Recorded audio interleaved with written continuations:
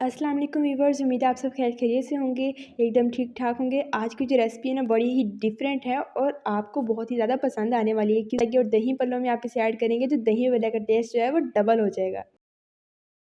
खुबानी की चटनी वो चटनी है कि जिसके बाद आपको टोमेटो केचप या कोई भी सॉस याद ही नहीं रहती क्योंकि एक तो ये मज़ेदार भी बनती है, दूसरा इसके सेहत के लिए फ़ायदे भी बहुत हैं। साथ-साथ सब कुछ डिस्कस करेंगे।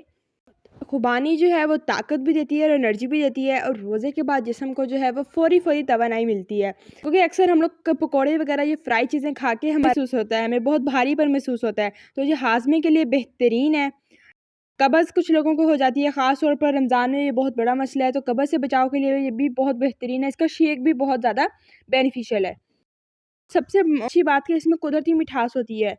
तो बाज़ार की चटनियों की तरह ये आर्टिफ़िशियल नहीं होती, आप इसे घर पे बनाएँ। हम आर्टिफ़िशियल तो चीज़ें बहुत सी यूज़ करते हैं, तो क्यों ना जो चीज़ें हम घर पे खुद बना सकते हैं, उनको मैक्सिमम कोशिश करें कि हम खुद बनाएँ, ताकि हमें बच्चों को, बड़ों को, सबको जो है वो उनकी सेहत पे एक अच्छा इम्पैक्ट पड़े। सबसे पहले आपने खुबानियों को जो है वो अच्छे से वॉश कर लेना है, उसके बाद आपने इन्हें एक बाउल में डालना है। खुश्क खुबानी मैंने ली है पंसार भी, किसी भी पंसार की शॉप से आपको ये मिल जाएँगी या फिर जो मेवे वाली दुकान होती है, वहाँ से भी आपको मिल जाएँगी।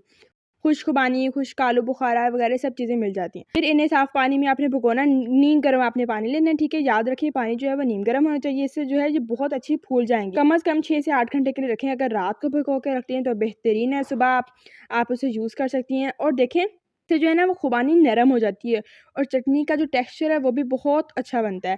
तो मैंने इसे पूरी रात के लिए भिगोया था और सुबह ये इस तरीके से माशाल्लाह से जो है वो नरम हुई हुई थी कि जिस तरह अभी मैंने फ्रेश खरीदी हुई है। बहुत पुरानी नहीं थी, इसलिए ये जो है वो बिल्कुल फ्रेश लग रही हैं। अब भीगी हुई खुबानियों को इस पानी के साथ हल्की-सी आँच पे आपने रखना है।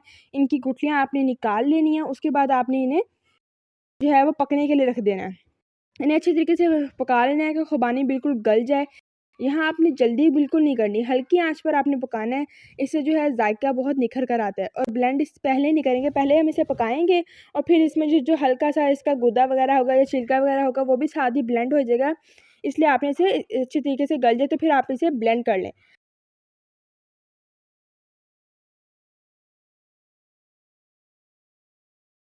तो हमारी जो खुबानी है वो अच्छी तरीके से जो है तकरीबन गल चुकी है। अब हम इसमें ऐड कर देंगे मीठा।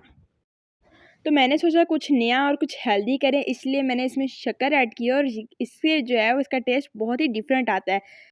मैंने तकरीबन 3 से 4 चम्मच मीठा ऐड किया। आप अपने टेस्ट के मुताबिक जो है ज़्यादा भी कर सकते हैं, बट ये मीठा बिल्कुल नॉर्मल है। अच्छा, चटनी तो हमारी बनती रहेगी, साथ-साथ आपके साथ एक बात भी शेयर करती हूँ।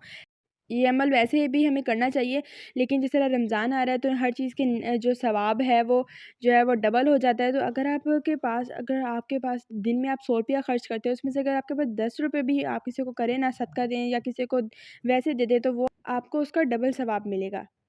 कभी भी रकम को ना देखा करें, अल्लाह ताला हमेशा नियतों को देखते हैं। तो आपने ये कोशिश लाज़मी करनी है कि जितनी भी अमाउंट आप थोड़ी ही हुई बेशक आप किसी को दे सकते हैं, आपने दूसरे की मदद ज़रूर करनी है, जो कि हमें आम रूटीन में भी करनी चाहिए। और कभी भी किसी को रिस्क देने से जो है वो रिस्क कम नहीं होता, बल्कि रिस्क बढ़ता है। बात सिर्फ ये नोटिस करने की है। तो देखें कितने अच्छे से मैंने जो है वो चटनी को ब्लेंड कर लिया और आप सोच रहे होंगे कि ये इतनी पतली कैसे होगी, क्योंकि जिस वक़्त मैंने ब्लेंड किया था उस टाइम मैंने इसमें तकरीबन हाफ़ कप जो है वो मज़ीद हाफ़ कप से थोड़ा-सा कम जो है वो पानी डाला था।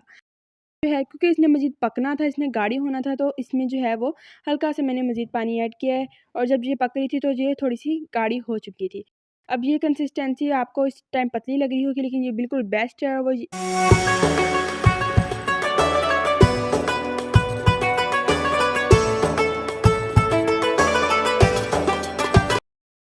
जो है वो चटनी हमारी तैयार हो चुकी है। ज़्यादा गाढ़ी नहीं रखेंगे क्योंकि ठंडी होके ये मज़ीद गाढ़ी हो जाएगी। इसमें बादाम वगैरह ऐड करेंगे। तो चलिए मैं साथ-साथ आपको ये भी बता देती हूँ कि आपने इसको स्टोर कर किस तरह करना है। इस तरह रखेंगे तो फ्रिज में बाकी चीज़ों की भी स्मेल आएगी, मतलब सब्जियों वगैरह की। इसमें तो आपने किसी एयर टाइट कंटेनर में आपने इसे स्टोर करना है। ये छोटे-छोटे पोर्शंस में आप इसे जो है वो स्टोर कर लें। इस तरह एक ही दफ़ा चीज़ इस्तेमाल होती है और वो ख़राब नहीं होती, ख़राब होने का खदशा कम होता है। आप इसे स्टोर करें, पकौड़ों के साथ, समोसों के साथ आप इसे खाएँ, या दही पल्लों में ऐड करें, आपको इतना मज़ा आएगा। पकौड़े समोसे तो वैसे नहीं हज़म होते।